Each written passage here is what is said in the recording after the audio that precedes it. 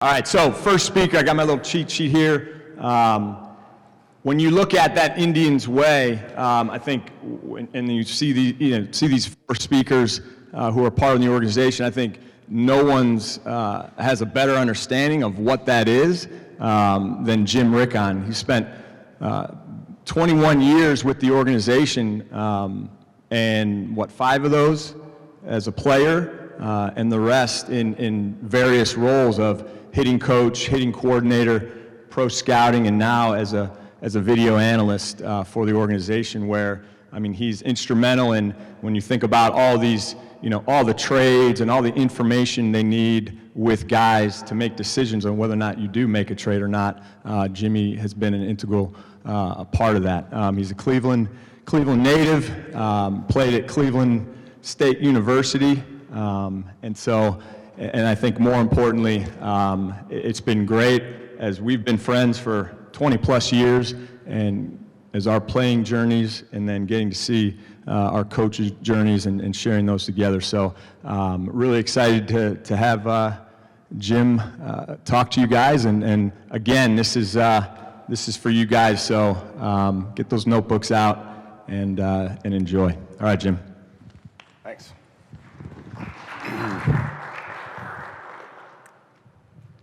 All right, so first thing we're going to do, hello everybody. First thing we're going to do, we're going to jump right into it. You guys all have notebooks, pens, right? I'm going to throw some hitters up on the video. I just want you guys to jot down some things that you see, simple things, simple thoughts. Whether it seems acceptable or not, however you want to word it, and then maybe what you might do with that hitter, to help him out. Okay, shouldn't take very long. We're just going to go briefly through this. All right, so I'm going to show you 3 hitters all together. This is the same hitter, side view and from behind. All right, show you a couple of those.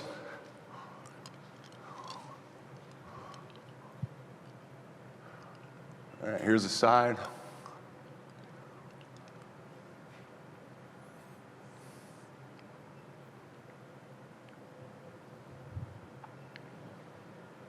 I'll just keep playing that. You guys can write down your thoughts. About a minute on this one, and then we'll go to the next hitter.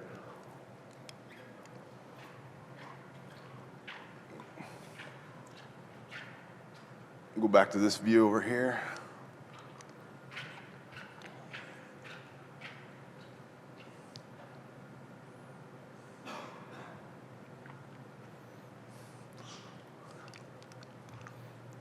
About 30 seconds, I'm going to switch it.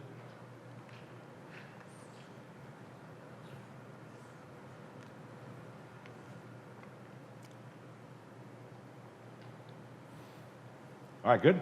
All right, next hitter.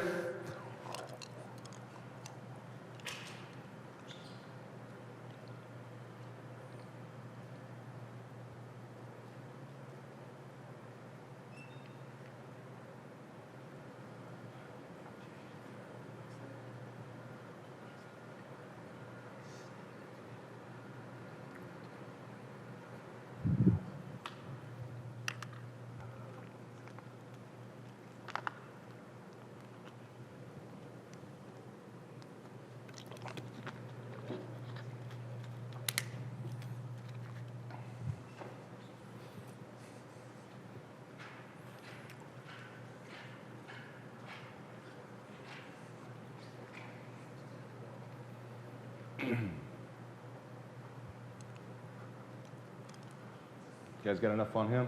Good? All right. Let's go to the next hitter. Last hitter we're going to look at.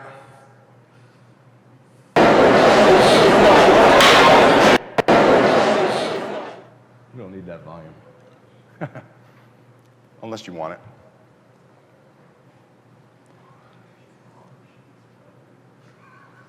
What's that?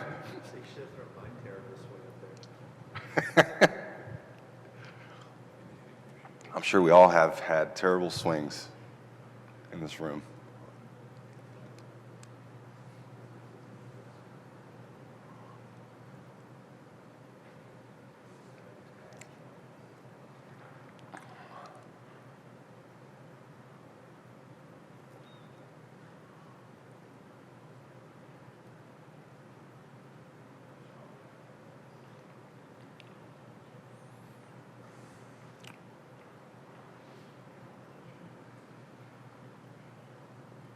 That's good. About a minute left.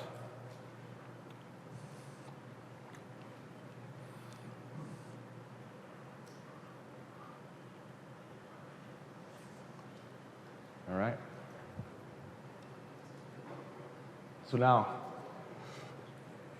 we've written some things down, right? Everybody's got their own eyes and where we put those eyes and what we're looking at and what we feel is acceptable or not, what we think will help that hitter have a good chance to be a good player. And just a little exercise to start this off, and we'll come back to this. But the first thing I want to do after that is just ask you guys, so the best hitters, we're going to start off with this, the best hitters that you guys have seen, whether it's on your teams, in your leagues, college, pro, major leagues, the best hitters in the game for their level, what makes them so good? What are they able to do in the games that separates them from the other hitters? What can they do in the games that makes them good? What do you guys got? Head still, stroke short, good. So in terms of the swing, those are important. What about performance in the game? What deems them good, right? Why do we say this guy's better than him? Ultimately, Their ability to adjust. their ability to adjust. Awesome. What's your name? Patrick. Great answer. What else? What does that mean? What do you guys, They hit the right pitch. So they can control some things that maybe other hitters don't, right? All right. So the ability to adjust, adjustability, right? Great word. What is it? You're right on it. You said they hit the right pitch, right? What else? They see the ball well and know what to do with which pitch they're getting. They see the ball well, right? Justin Toole, he's going to be talking about seeing the ball, and ultimately you're adjusting to what your eyes are telling you, right? Your eyes are giving you information, and your body has to adjust to that information. So he's got a great talk on that. We're going to talk mainly about the fundamentals, but that's a great point. So what do you got?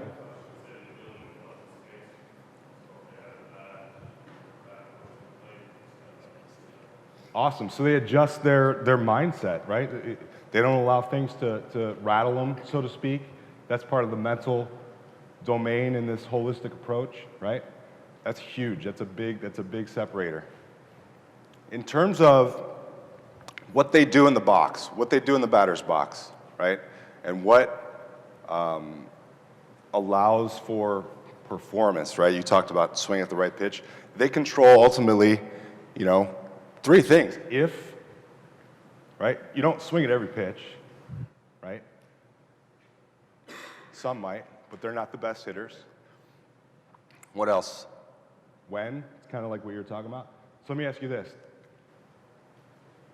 Do the best hitters fire or launch their swing at the same time on a fastball as they do on a hanging breaking ball or a changeup? No, so that's kind of what I mean with when they should swing. So they have the ability to control when they're firing their swing. There's kind of a difference between timing up fastballs, right? Timing up the fastball and being ready for a fastball. So if they're timing up fastballs and they're kind of rhythmically timing up the fastball, then what happens? Good pitchers will just kind of throw them that thing and they're off of it. So they control when they launch it. All right, and then the third one, last one, where.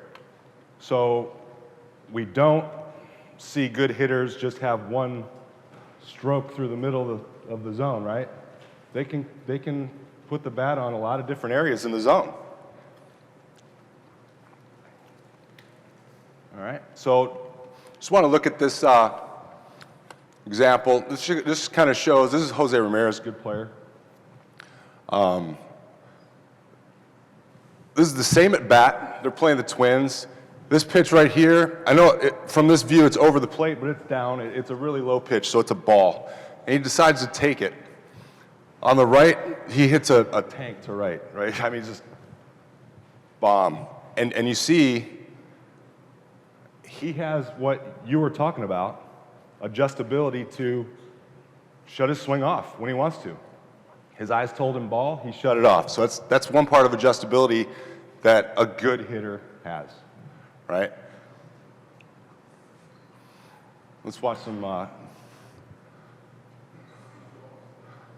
see you ball. All right, there's one. All right, those are fun to watch.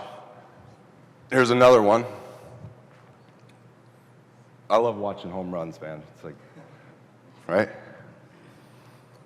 Especially from guys that are like this big. Yeah? What do you guys notice about those two at-bats? Anything? I'll go back to the previous one. Oh, let me try this again. You guys notice anything? What do you got? Dislocation, the first one's up on his lighters, and the other one was down the way, and just his swing to a long bit without dislocation. Absolutely. You guys hear that? So he basically said the location was different, result was the same, but he adjusted his swing to the pitch. Now also, not just the location, notice this is a fastball, right? This one, a little breaking ball, right? So if we look at those side to side, it's pretty crazy to watch. You know, his ability to adjust the pitches. He doesn't have that groove path, right? Because those guys are pretty easy to attack if you're a pitcher. You just don't want to throw it there, right? But when you have a hitter that can cover a lot of areas, he might have a hole here or there, because they all have some holes. But if you're a pitcher and it's like, I can only attack him there, that's where he struggles, that's like high anxiety for a pitcher. If I miss anywhere else, right, that's what's going to happen. So we want hitters to have that type of adjustability as well. Okay? Any questions so far on that?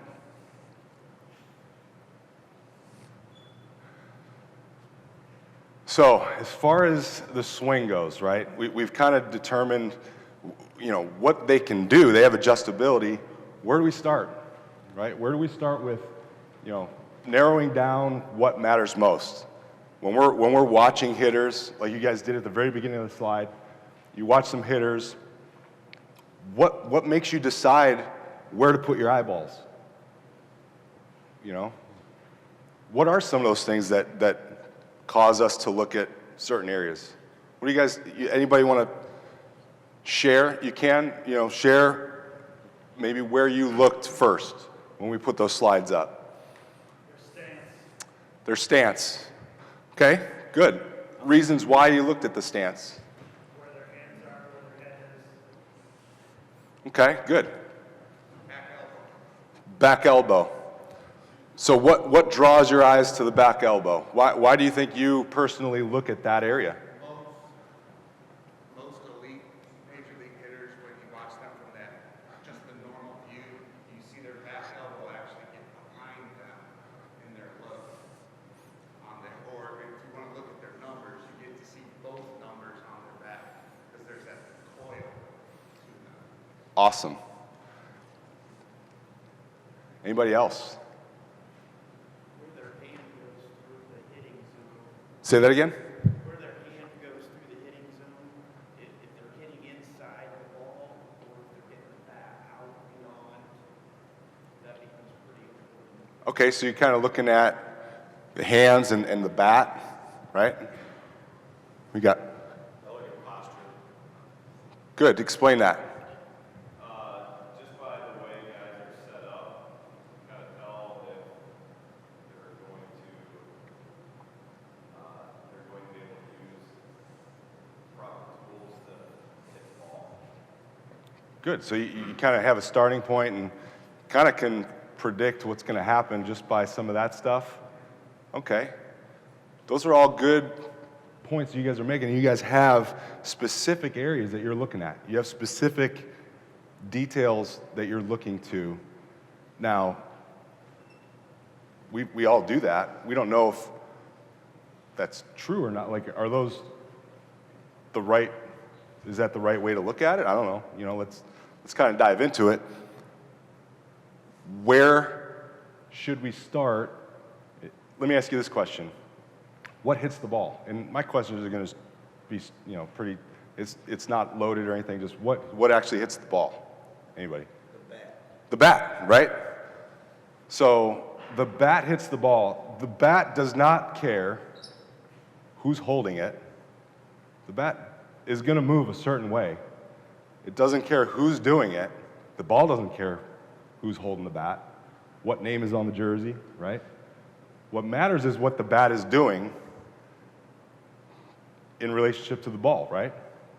So maybe we could start there, right?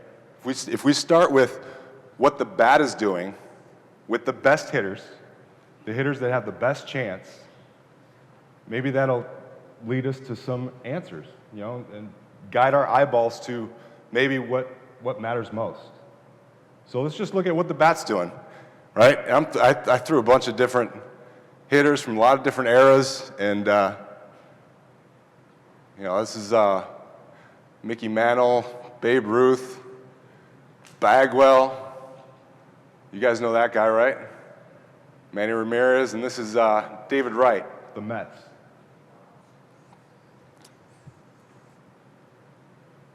So just pay attention to the bat. Eliminate the body. Don't look at their movements yet. We will, okay? But if we can determine what the bat is doing with these good hitters and what gives them a chance to have adjustability, then maybe it'll guide us, like I said. Anything you guys notice? Say that again? Barrel gets in the zone quickly. Great point. Anybody else? Barrels in deep. We got. Right at about launch, the knob is going kind of towards the catcher's feet, and the tip of the bat is usually somewhere over there. Awesome. So he's looking at the relationship of the knob and the barrel. That he said that the knob is kind of pointing back toward the catcher's feet, and the barrel's somewhere around the head. So he's looking at the angle of the bat. You got something? Kind of how they like torque, they put torque on the bat as they're going, they like tip it and untip it, torque it. So the bat kind of tips and then moves backwards a little bit. Anything else? So you said it gets in deep. Explain that. What do you mean by deep? That they're long through the hitting zone, and the barrel's getting turned behind them, and it's not that short downward hitting the ball off the tee. It's kind of like a reverse Nike swoosh. where Nice. it's turned behind them, and then it gives them more adjustability because the bat's parallel to the plate. On plane. Good. And we've heard some of these things before, right? Right? So if we're looking at what the bat's doing, right? We're watching that path, right? No matter who the hitter is. The good hitters, I should say, not no matter who the hitter is.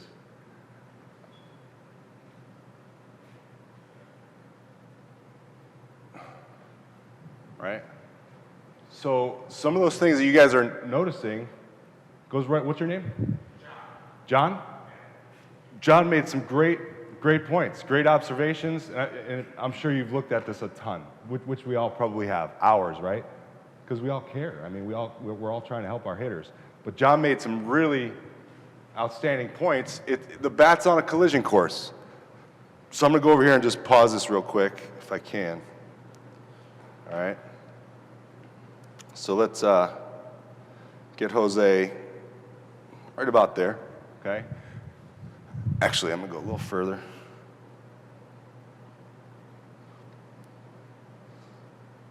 So that line that you guys just saw is basically right, so there's the ball entering that screen, right?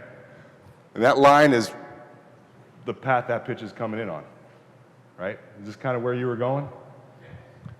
So we want that bat on a collision course, right, with that line.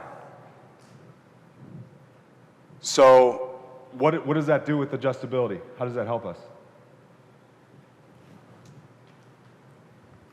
If you're slightly off with your timing, it gives you a better chance to be successful. Gives you a better chance to make contact and be successful, right? I hit it here, I can also hit it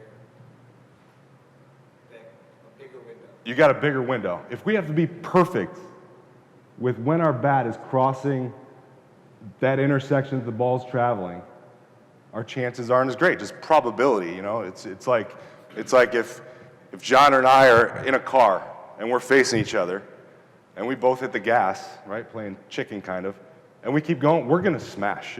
There's no doubt about it. But if John and I are racing to those cameras back there and we're kind of going in this direction, we might hit, right? If we're going the same speed, we might hit. I might clip his back end, might totally miss, but our chances of hitting are less than if we're right in line. That's just the idea of being on a collision course with the ball, right? Just better chance of hitting it. So now what makes the bat do that? What makes the bat move like that? You know, because it doesn't move like that for all the hitters that we see, right? We talked about the best hitters in the game, best hitters on your teams. They have that adjustability. Basically, the bat's giving us a chance. How do we make this thing do that? This barrel wants to hit the ball. I swear to God, it talks to you, and it wants to, but it needs some help, right? So what makes it do that? What do you guys think? What's that? Hand-eye coordination absolutely is a part of it. Absolutely. And that's a good point. And like I said, Tuli's going to be talking about the connection between the eyes and the body and how to enhance your ability to hit in that regard.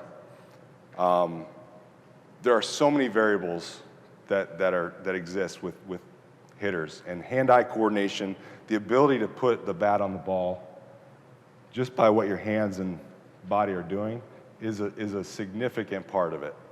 And there are some hitters that don't have terrific movements to move this bat. They don't have this bat in the zone as long as maybe some of these other hitters do, but they still do make a lot of contact, right? It's kind of weird because they do have what you just said.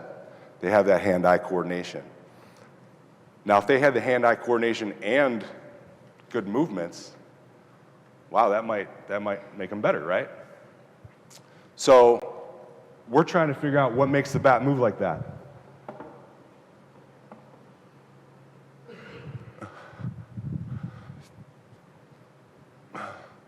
First, before we get into that, well, this is on that topic.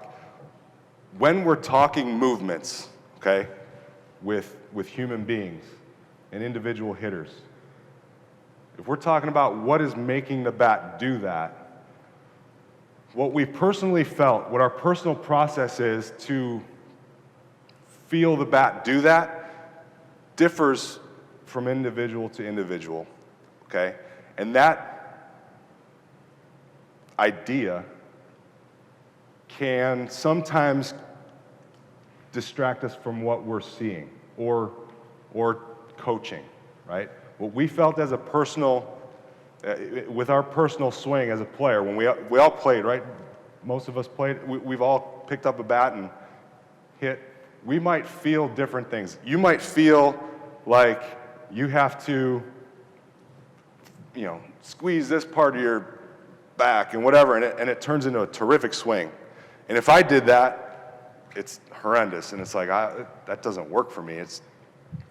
I just can't feel that, right? You might feel like you're swinging straight down on top of the ball, and you swear that you do that, and then we look at the video, and it looks like, that's a good swing, man, wow. And then the other player swears he's trying to hit the ball straight up in the air, right? And it's line drive city.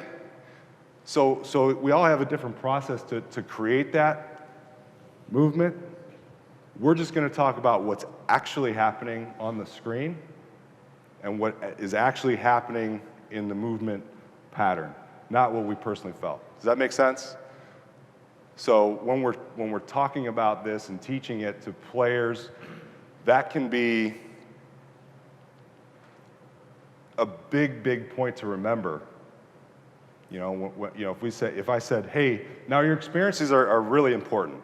What your process and what you did is relevant, and it's good to reference when you're coaching players. You know what I mean? I'm not saying that it's not. You should never talk about your process because that may help a player, but to understand that your process may not be the answer for every player. You know, like, hey, I felt like I did that, so you all should do that, right? That's what got me good, right? So that's where I wanted to talk about this just before we got into the movements. Fair enough? Okay. So let's just start with a push pattern, high-level pattern. Anybody have anybody heard of that before? Describe what do you think? What does a push mean to you? I'm trying to remember the visuals. The high level patterns that Oh, we'll get some visuals, man. Yeah. Yeah. I can't remember exactly what No, fair enough. goes with the push pattern. No, that's fine. Anybody else? Just want to get different ideas thrown out there as we look at it. Got something? No? Well, let's look at it, right? So I threw this guy's numbers on there. Might not have been fair to do, but just to,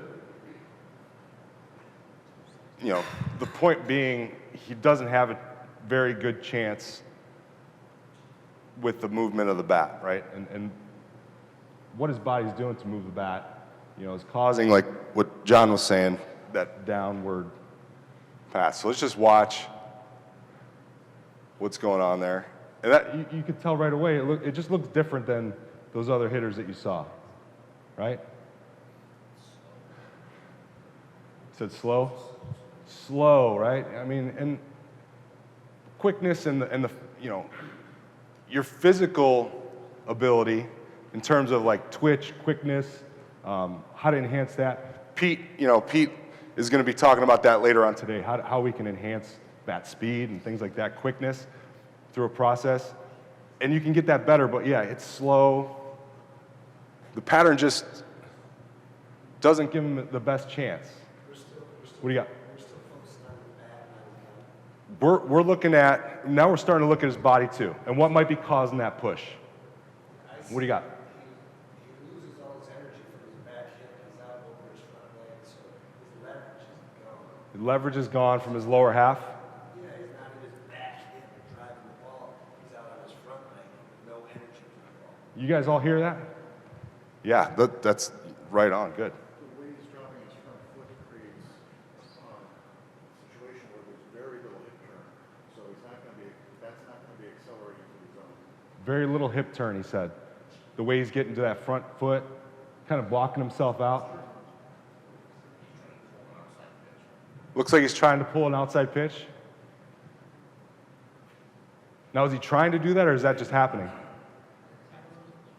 It's just happening for some reason, right? Now, if you asked him, did you try to pull that pitch? His answer is probably what? No, but it happened for some reason, right? So that's push pattern, just an example. And then you have, just a different,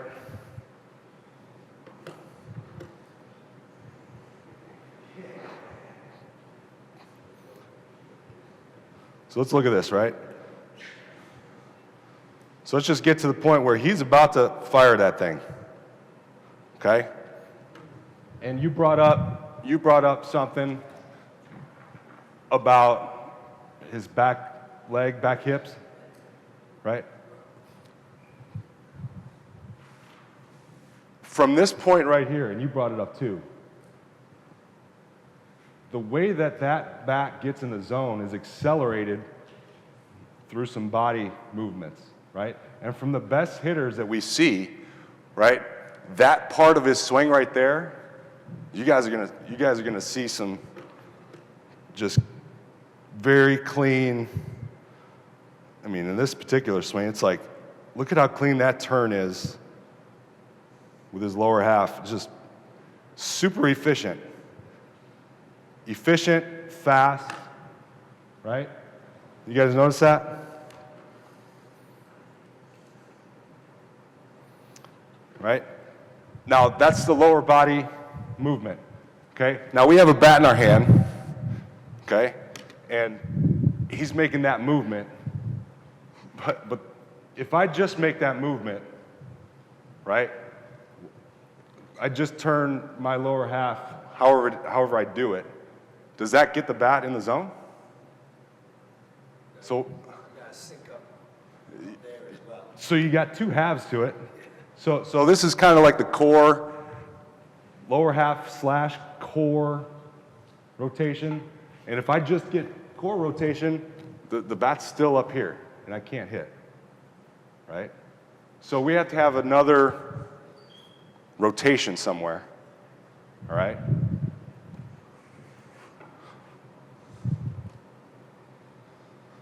So if we look at how he turns the bat into the zone, somebody mentioned like a Nike swish earlier where it gets in deep. So the bat has to get in back behind you, you know, give yourself a good chance. That turn right there is what's going to make that happen. And those turns happen at the same time. You're going to see when I kind of push this through here, just looking at these movements.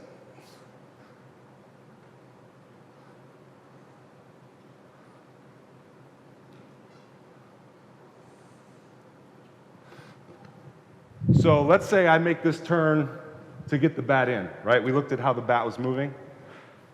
If I just make this turn, is that going to get the barrel to the ball? No, what do I need? In order to get this barrel to what I'm trying to strike, right?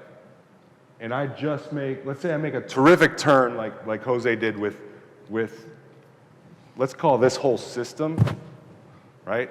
Our hands, right? Just for simplicity. So we're talking like you said, elbow, this whole, it's not just our hands that are, it's a big system up top on the upper half. So the upper half is turning the barrel in, right? If I make a great move here to turn that barrel in, right? It's still back here. What did I need? What am I missing? What's that?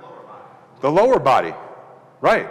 Now, if I don't have this, let's say I have bad habit with this and I don't have that lower body turn like that push pattern hitter we saw, and I make a move here, what's my only choice? Because I want to hit it. My only choice is to push it through. Right? If I'm not delivering the barrel with core rotation, my only other option is to push my hands through. And then when I push my hands through, the path that the bat is taking is going to cut down through this way. You guys see that? Now, if I do have good lower half rotation, and I don't have a good turn here, right? What's my only option? I want to hit it.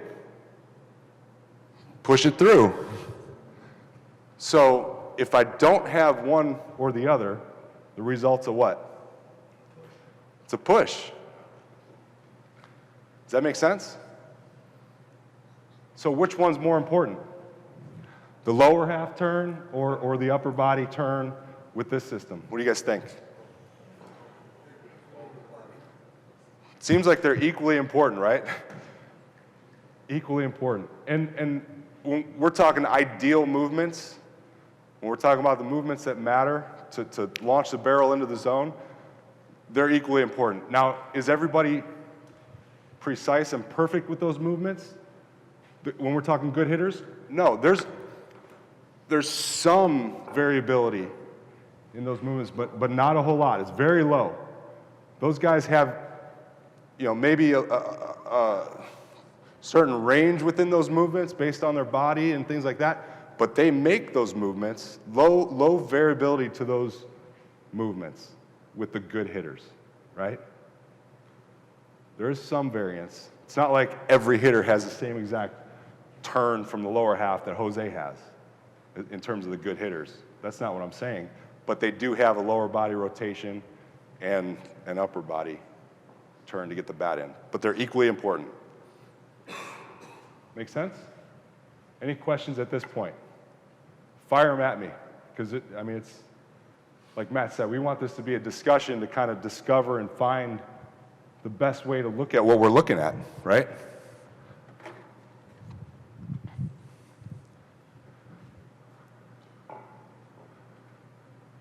So typically, when we talk hitting, right, how do we start the talk? Somebody mentioned stance earlier, right? That you looked at, was that you?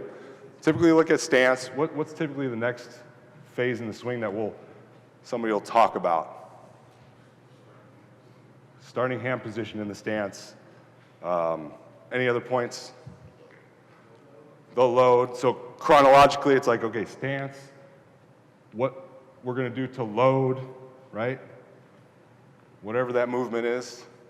And then the swing, because that's the order it goes, right? Well, did we talk about the load yet? Why not? What do you think? Any ideas maybe why we're not talking about the load yet? There's variance from hitter to hitter and how they load. There's some style movements within the load phase, right? Any other ideas as far as why we might be talking about launching the barrel first before we even touch the load?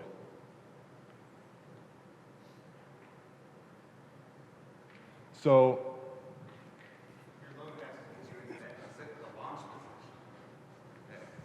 If you're loading in a way that stops you from getting into that pattern, then it's pointless. awesome. So, what I'm understanding what you just said is the load gets you to this point, right? How you get to that point doesn't matter as long as you get to that point. Right. We started with what the bat's doing, right? That ultimately matters most. What the bat's doing. Take the body out of it. Is the bat in the way of the ball for a long time? Is it moving fast? Right? So, how the bat is launched matters most, right? And if we don't know how the launch happens, if I'm a hitter and I don't know what I want to make the bat do, and then how I want to make my bat do that, how am I going to prepare to do it? How am I going to prepare that movement? Now, if I talk about, hey, you should load this way, let's just load that way, and then that should take care of the launch. Not necessarily, right? Because I might have intentions of I think that I want to push to launch. I want to push this thing through, right? So even if I have like the textbook load that my coach is helping me out with, and I work on this great load, and I get to that point, and then right when I should be turning, like you guys just saw, boom, I push anyways. So let's understand how to launch the barrel into that good path. Now we can talk about how to prepare that launch. What matters most in the preparation of the launch movements, right? Like you were saying, something gets in the way, it might just be, I have intentions of pushing because I was told to do that. Or that's what got me a couple hits the other day, whatever. Does that make sense? So that's why we're starting with that launch. And keep it simple. So launch phase keys, upper and lower half turns, And then we want fast. Pete's going to talk about it. Fast, rapid. Get it there fast. If we have a slow-moving start to the barrel and it has to pick up speed, and we have to accelerate it gradually, what does that do to our adjustability that we talked about at the beginning? Am I going to have adjustability if I have a slow-moving bat and then it picks up speed through the zone?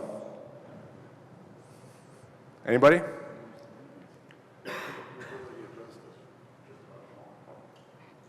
Exactly. He said your ability to adjust is just about gone. Your ability to adjust is just about gone if you do that. Because now you have to cheat the bat to a fastball speed, and they can throw an off-speed pitch to you, and then you're out front. And then what happens? Oh man, I got to stay back for that off-speed pitch, and then you're not ready for a fastball, and they sneak one right by, you're kind of in between. So we want fast-moving bats right off the bat.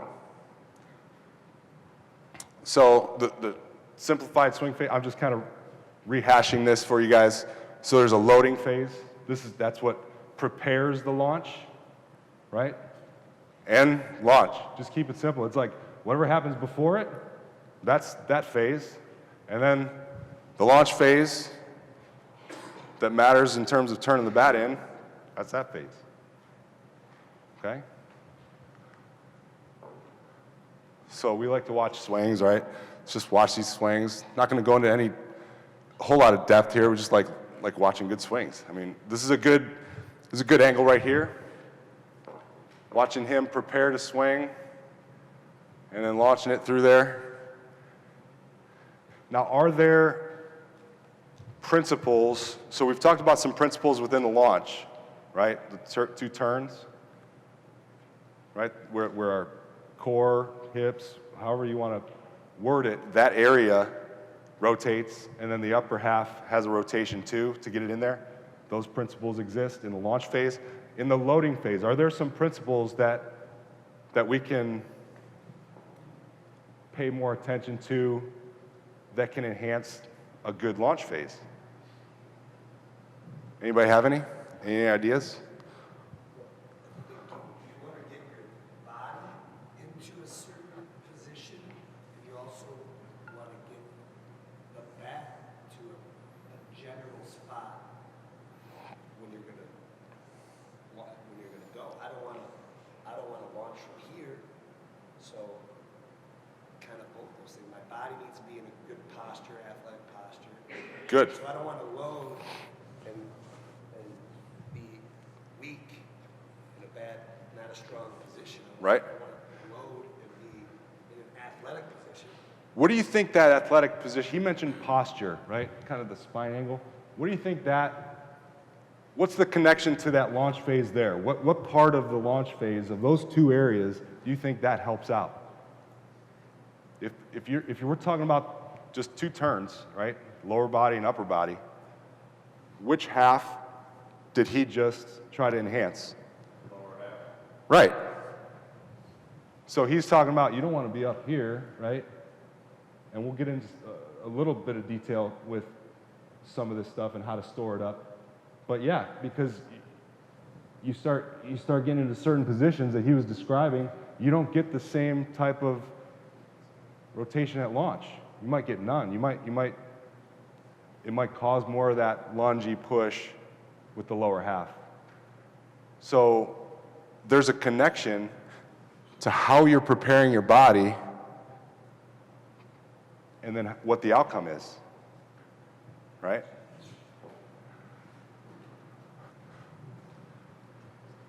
So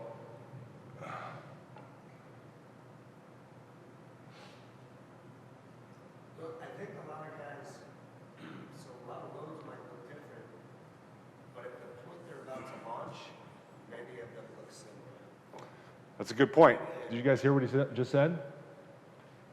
Many of them look similar at the point of launch, but the way they load looks different. So let me ask you this, all of you, off of that point. Are there any movements within the load that are similar in the best hitters? Are there any movements that are similar from hitter to hitter that can prepare those good turns.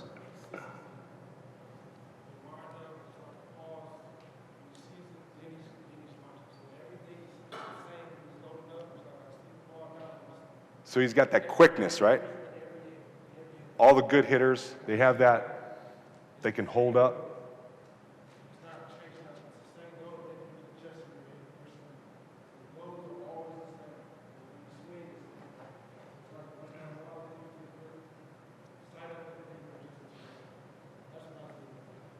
Yeah, I mean, that's a great point.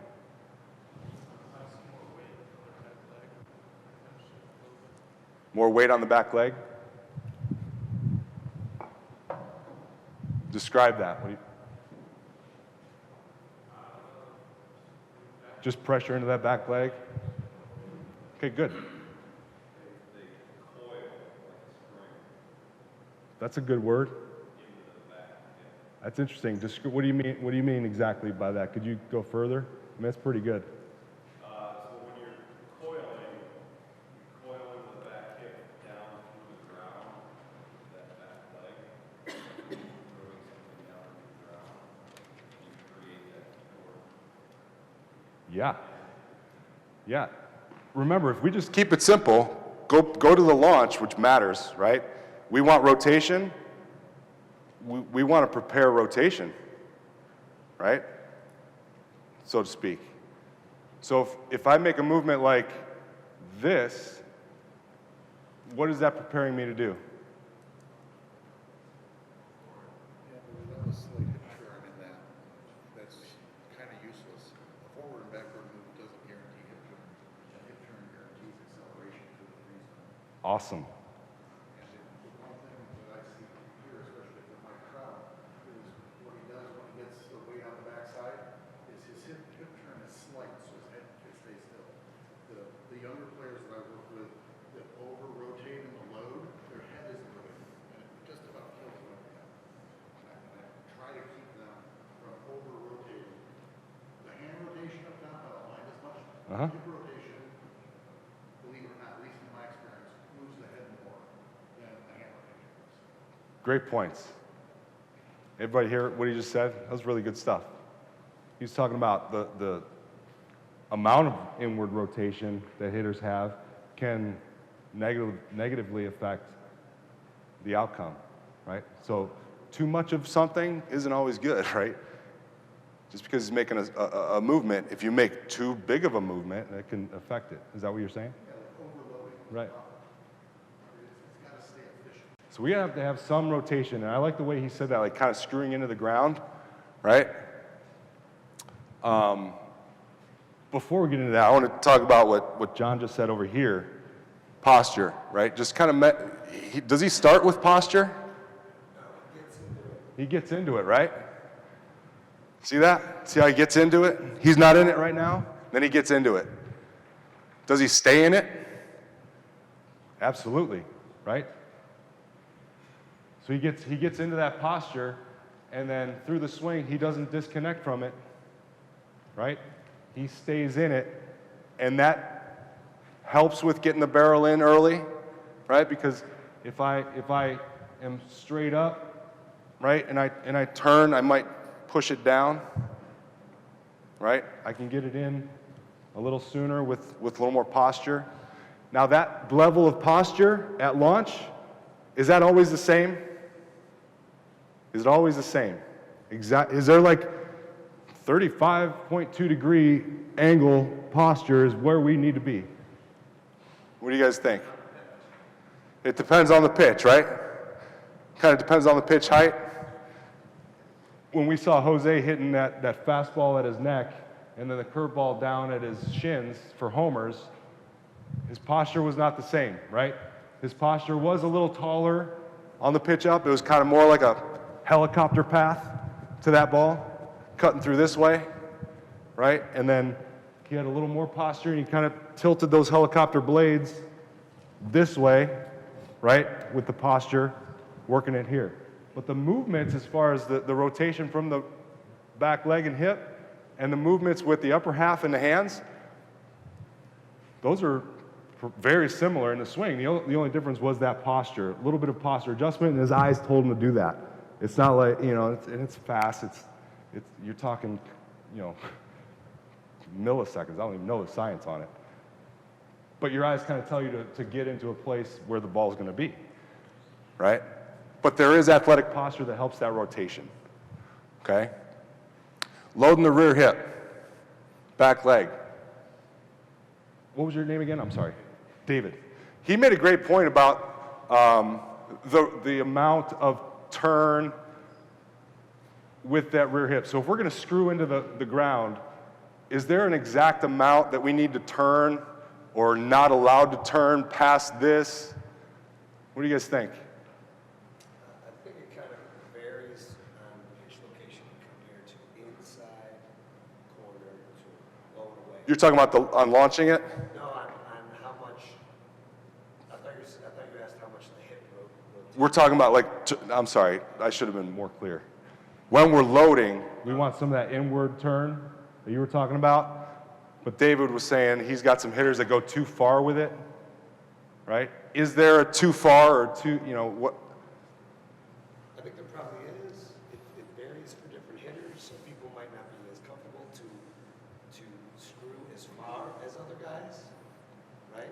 Right? I watch Donaldson hit. I try to do some of the shit he does, and I'm like, well, I could never do it. Yeah, their bodies are a little different. They might have a little more tightness in that area, right? The physical structure of their body can limit movement a little bit, but I think what matters, right? So if we watch, this is Carlos Santana, and if we talk about Carlos, he's got a big, boy, he turns it in there, right?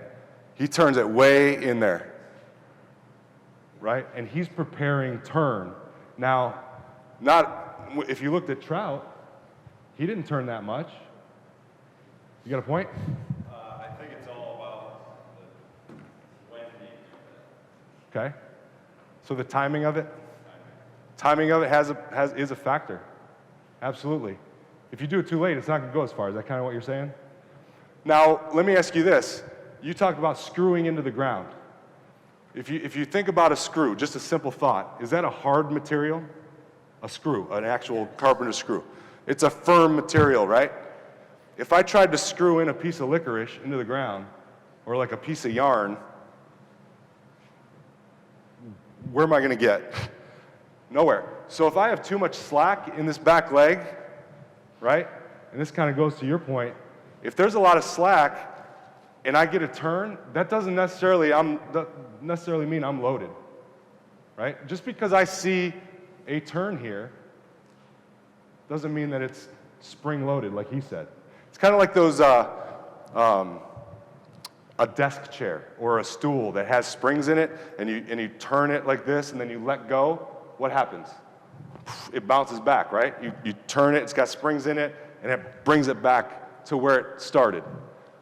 Some stools don't have that spring. You open it up, and you let go, and it just stays there, right? So the turn didn't necessarily prepare the rotation. It was under the hood. You got to firm that up. You got to really screw that in with some substance in here to want to make that turn against the ground. Because if I don't torque the ground and I'm just kind of like Jello back here, licorice leg, and I get a turn, I get nothing here. I got to prepare a turn. So that's a little more substance within. And if I don't see it, like right now, it's ready to go. I didn't have a big turn though, did I? It's ready. That one's not. That one is. You can feel it. I can feel it. You might not be able to see it, but I can feel it. Now, what can we see though? What can we see? We can see what happens, right? You can kind of see the way he's using the ground. You see a little bit of a turn there. Like if he had a sheet of paper under his foot, that it would probably slip when he went to swing because he's going the opposite direction. He's using the ground.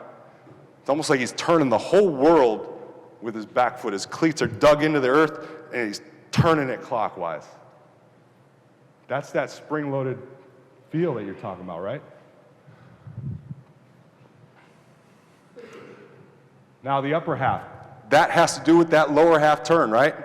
And we're just trying to keep it as simple as possible. What can enhance the preparation of that turn? Upper half. When we saw the push, right, there was something anchoring the good hitters back here. Sorry about the mic, I'm getting into this right now. So something was anchoring the good hitters back here, and the hitters that aren't so good, they kind of didn't have that anchor, okay?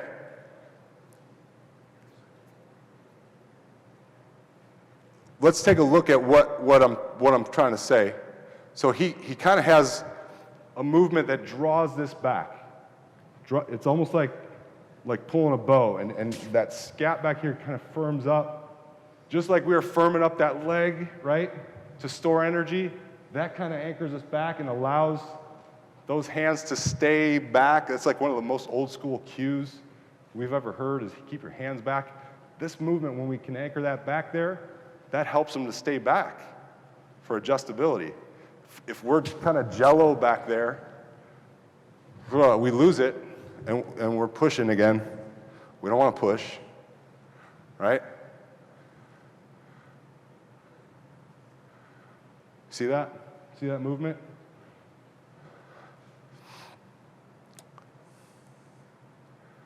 So here's a hitter.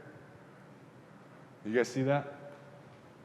Just like we were looking at those hitters early on, let's start looking at those areas that we've talked about, right? How he's storing up that back hip to promote a good rotation down low, and how he's storing up the upper half to promote a turn up top. You guys know who this is? Yeah. I mean, this is Aaron Judge when he was in Double-A. Okay, and when he got called up to the major leagues with this pattern, it kind of stunk, right? I mean, he's a big, strong dude, and he got himself through the minor leagues, and then major league pitching kind of exposed those holes. He didn't have much adjustability. He doesn't seem like he extends through the ball, but, Right. like, there's no hitting it through the target. His hands should be going more towards the pitcher. Right. First of all, I think you brought up timing earlier. Timing is huge. He's probably a little late, so he's kind of tied up here. Okay? And he was typically late a lot back then, but his strength could kind of overpower that. Now this is the same guy, right?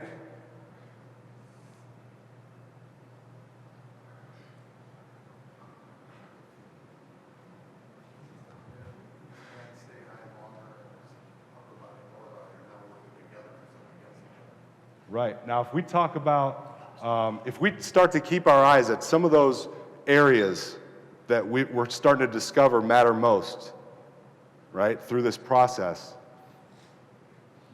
what promotes hip and core rotation through that launch? What promotes those hands, like you said, staying in an area that's going to turn the bat into the zone in a good place? In that loading phase, right? In that loading phase, right? If we look in here, you see how he kind of stores it up, and you can tell it's not licorice, right? And it wants to go. So he's got that, right? And then up top, He's more pretty like his hands. They don't have to go very far to get to his launch. He's already kind of up there. he's kind of up there, right? But watch this move here. Right? You saw it. Now, was it big? No? John said he's kind of a little more preset. He's up there. Right. All he has to do is just like 2 inches. But the it is what? What's the it that he's getting with a certain style of being a little more preset? What is the it that we're looking at there with the upper half? Say it again.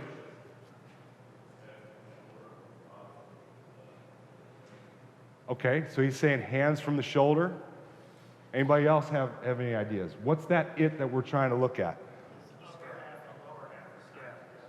He's got parity between the upper half and lower half. It's in sync.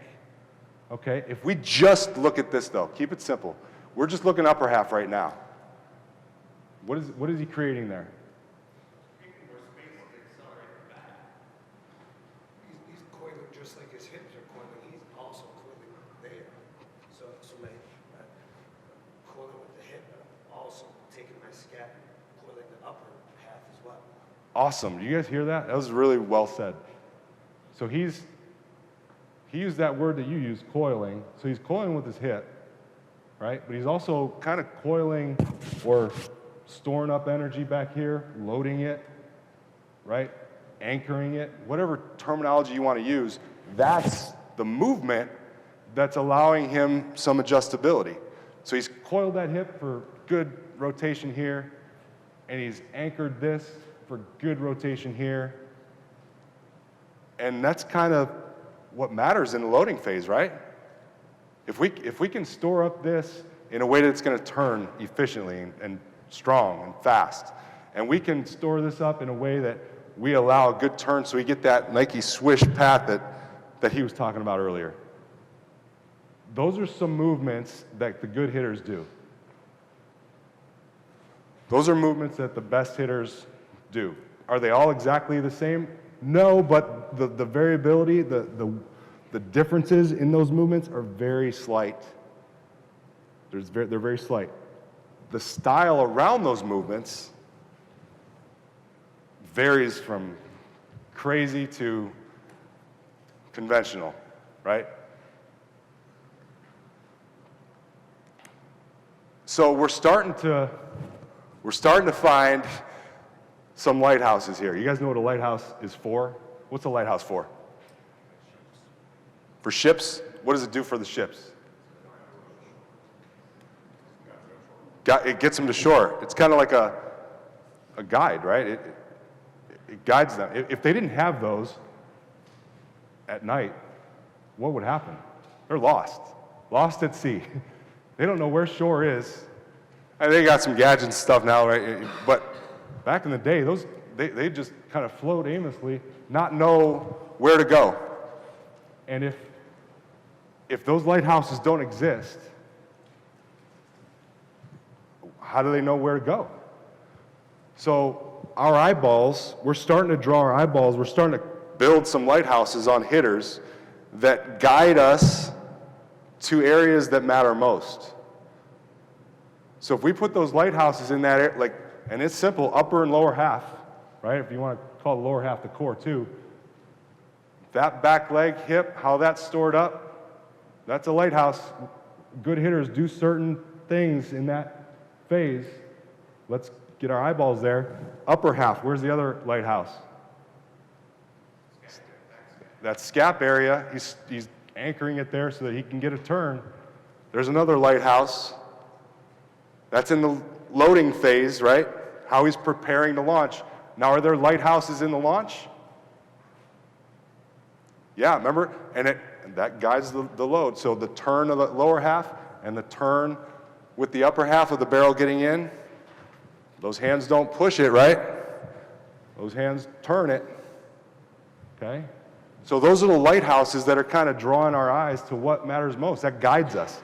Without those, hitters, what do they think about? Their stance. If I have this stance, it'll be better. Now, I will say this, and moving into this next slide, I just want to reiterate, this is a big, important topic I'm about to talk about, but I want to get this done first. Be on time, you mentioned that. If we're late with our movements, it throws the whole chain off. We have to rush. The ball's not waiting for us. We have to make sure we're moving on time. And we're stored up and we're ready to hit a fastball, not timing up a fastball. So we're storing up that rear hip and ready to go, and we can anchor that on time. Athletic posture, we talked about that. And we just touched on all of this, right? The launch, keep it simple. Those are the lighthouses, right? Those are the lighthouses in the launch phase. So this is the point I want to get to. Style versus the principles or the lighthouses, right? The substance, the things that matter. Style. Style is, give me an example of some style. What would we say would be Donaldson, Justin Turner, big leg kick. leg kick, right? What else? Santana, big leg kick, big turn.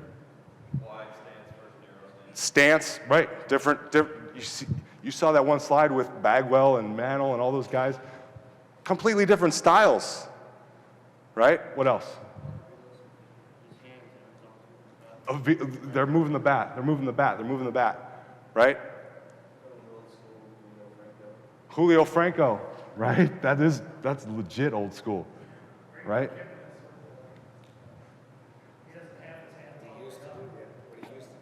Kipnis right here, okay? That's crazy you brought that up. So that's absolute style, right? Do all the good hitters do that? No, very few. There have been some in the setup that have done that. The story on that, interestingly, when Jason Kipnis signed with us, with the Indians, his first full season in the minor leagues was in 2010. And he started in single A down in Kinston, North Carolina. And he got called up to double A that year. First full season, pretty remarkable. And I happened to be the hitting coach in Akron that year, the double A team. So I was the hitting coach. He gets called up halfway through the season. And I'd spoken to him a little bit in spring training. He was a fresh player. We just drafted him the year before. And just wanted to see how he was doing, like how his flight was, whatever. Small talk, get to know him a little bit. And, how's it going, man? Everything going all right? Man, I can't stop thinking about my hands. I'm like, he just went right to the, it was like, all right, I get, let's talk about it, I guess. So he's like, I'm obsessed with where my hands are. I keep thinking about like the perfect place to put them. I'm in the box and a pitch is coming and this is what I'm thinking about. I don't know what to do. It's been like this for like 3 weeks. He's like panic mode, right? And that's just style, right? There's some substance there, but it's mostly style. So I was just like, hey, did you ever just throw it up there and just kind of try to set it and forget it? Just like be weird with it, get uncomfortable, and then just set it, or swing it up there, see where it goes, and then go from there. Because ultimately, where you start from doesn't ultimately determine, right, where you're going to launch from. It can from player to player. But I was like, did you ever just throw it up there, whatever? So he grabs the bat. He goes like this. How is that? How are my hands right there? And I'm like, good. They're fine. Let me do it again. I'm like, yeah, they're good. And he's a guy, he takes into the game, right, that night. He's a guy that if he doesn't have success with something, scrapping it. He's ultra competitive, really cares about how he does. A lot of good athletes are that way, right?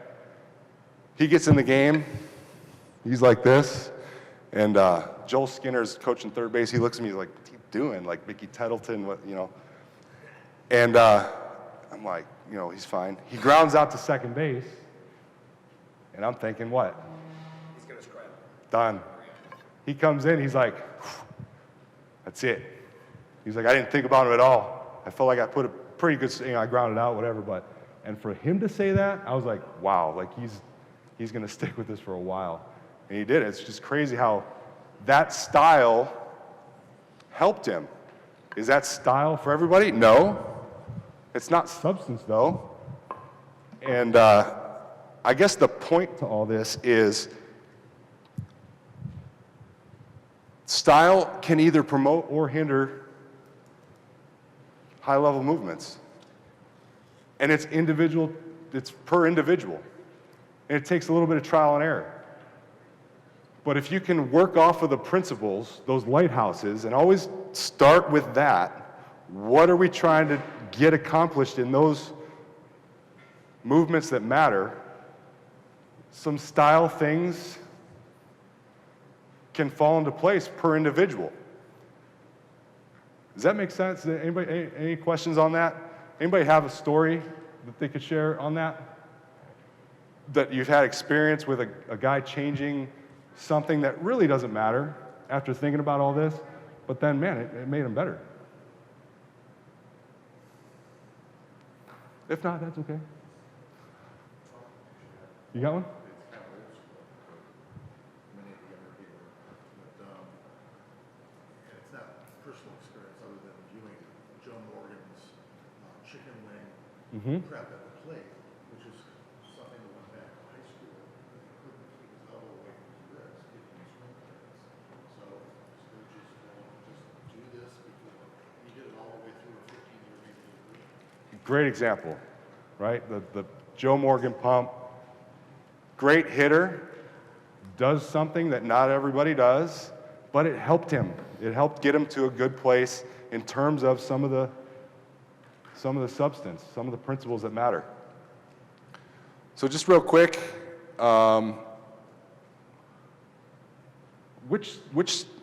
this is both Mookie Betts, really good hitter. Okay, watch this style, if you will. Now, are your eyeballs starting to go to where those lighthouses are? Those principles? Okay?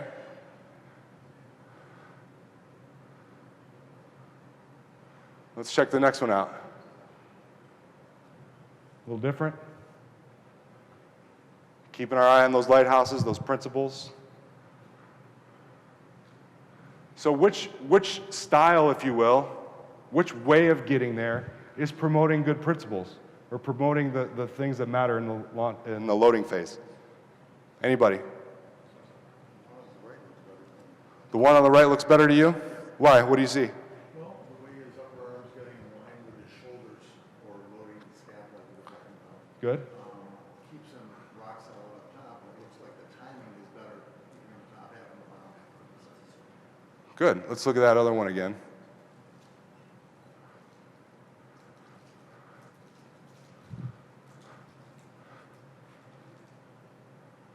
Right? One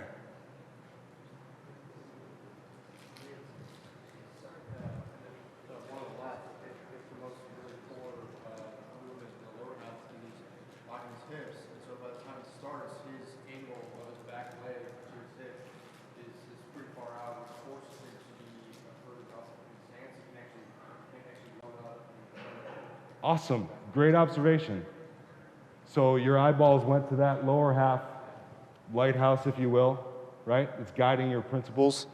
And you see him kind of push back, bounce back forward, right? Kind of that. Doesn't really promote, he gets a turn eventually, but that style or movement isn't promoting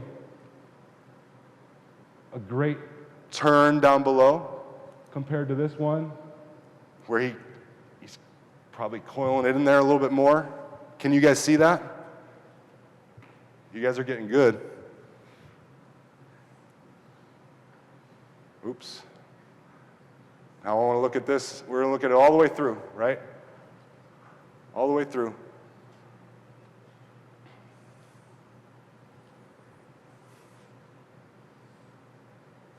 You guys see a difference? Okay. Now this, Mookie Betts, still a good hitter. He has the hand-eye coordination. He has a lot of ingredients that allow him to be good. This was Mookie Betts' 2017, pretty good hitter, pretty good year. He hit like 260 with an 800 OPS. OPS is on base plus slugging, pretty good numbers. What do you got? Is he on the left kind of striding further, and so he doesn't have the same drive as your hip compared to the one on the right?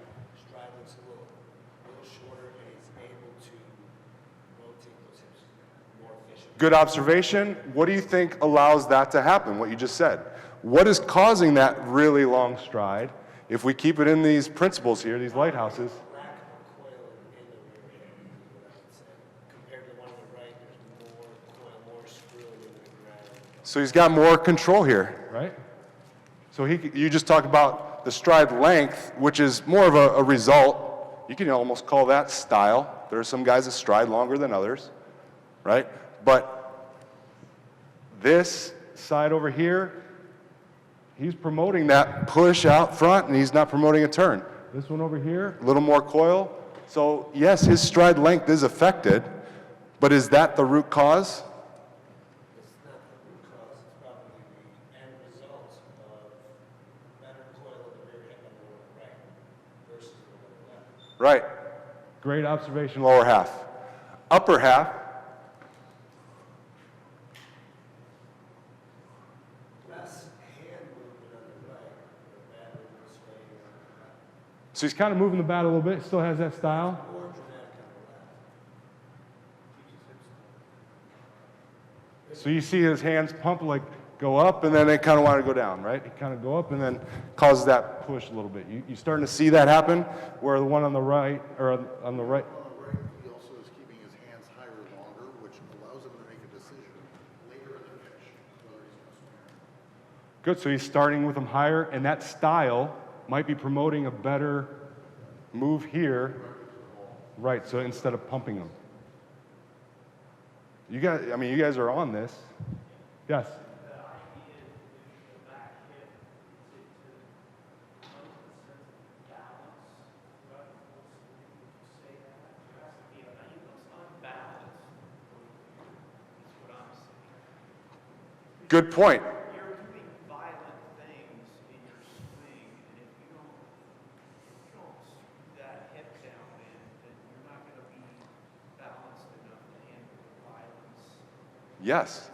And balance is a word we always use. Yeah, and balance, if that makes sense to you, it provides control, more control, productive control, I should say, because you could be balanced in the box and have a lot of control, but you're not necessarily ready to make a powerful movement. But yes, it does provide what you're talking about, the when part of adjustability. He can hold on to this longer because he has used the word balance. I might even say, you know, he's controlling that energy. He's keeping it stored up so that he can release it when he wants to. And this one, he's just kind of bouncing in and out of it, right? Bounce in, bounce out. Less control, less balance, if you will. So yeah. How much emphasis do you guys put on speed? Because actually, I mean, that's what you're coming in contact with the ground. And if you look at the one on the left, it's sort of hitting against that front foot, and it kind of goes out on the ball that's still close to the pitcher. But then on the right, it's actually opening up because of the hip turn. Because of the hip turn. Absolutely. So your initial question, how much do we pay attention to the feet? We do pay attention, and it might be an indicator, and it leads us back to the principles, those lighthouses, like you just did, right? I kind of look at the back elbow, the hips, and the feet as those are the 3 points that try to tell me what they're doing. Okay. And that's the movement on the right that I look for in the feet to tell you that their hips are. Now, what if a hitter doesn't do that with his feet, but he's a good hitter? The results are, I mean, the ball doesn't fly. What is he doing then that matters most? What matters most is hitting the ball. Right. What it looks like doesn't particularly matter. So the style is kind of how it looks, but is there something that matters in the movement that helps him to hit the ball? That's kind of what we're getting at, right? So His load looks cleaner, shorter on the right. Tim here made a good point. His head, when you watch him load on the right, his head doesn't really, when you line it up with people behind him, it doesn't go back. he doesn't sway as much? Yeah, the one on the Yeah. left, there's a lot more sway. I think there's just more room for error. Great observations. Absolutely. And what John, right? What John brought up, okay, he's looking at some branches off of the trunk, right? It's like a symptom, like the feet. Man, that doesn't look right to me. What's causing that? We need to keep in mind those principles that matter most, that have because some hitters stick that foot, some hitters roll on it, some hitters don't, some hitters land way open with that foot, some hitters land closed. So if there's a lot of variability from good hitter to good hitter with what that foot's doing through the swing and in the loading phase, like high leg kick, no stride at all, that's more style, and it could be addressed and it could help the substance per individual, but it's always coming back to the principles or the substance or the things that matter or the lighthouses, however you want to look at that, right? And there's an upper area and a lower area that we can pay more attention to.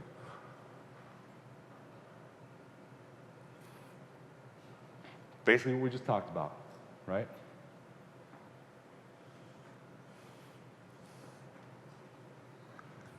Feel is not always a reality, but it has an effect on it, right? We can't say, hey, swing this way or that. Now, it has an effect on it. That's not the reality. We might try to exaggerate some feel to get a better movement from a player, right? So now, this is coming right back full circle. These are the same hitters you guys saw at the very beginning, okay? Where are we at on time, Matt? Finish it up, yep. Can you guys, at your tables, now discuss these hitters after paying more attention to some of the principles that we've kind of discovered and learned about together? And is it different than the way you looked at it at the beginning of this talk?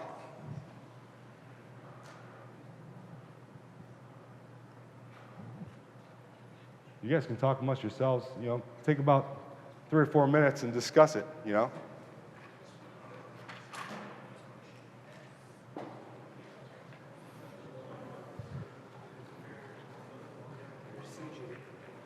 you too. Good to see you.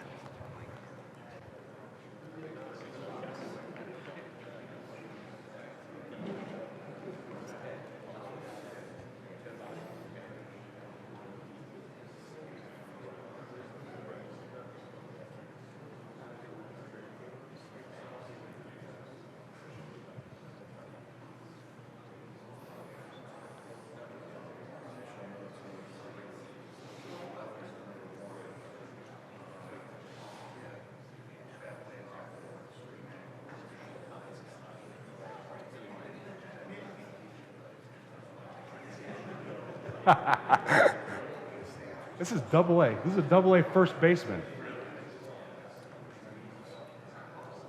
Detroit. Thank God, right? No, I shouldn't say that. He's trying.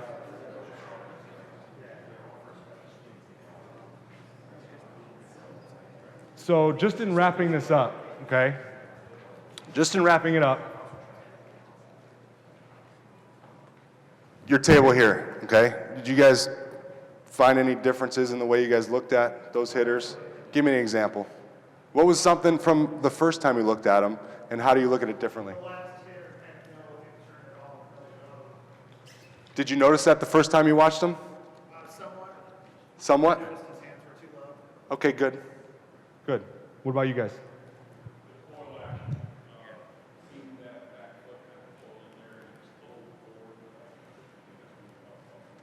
Awesome.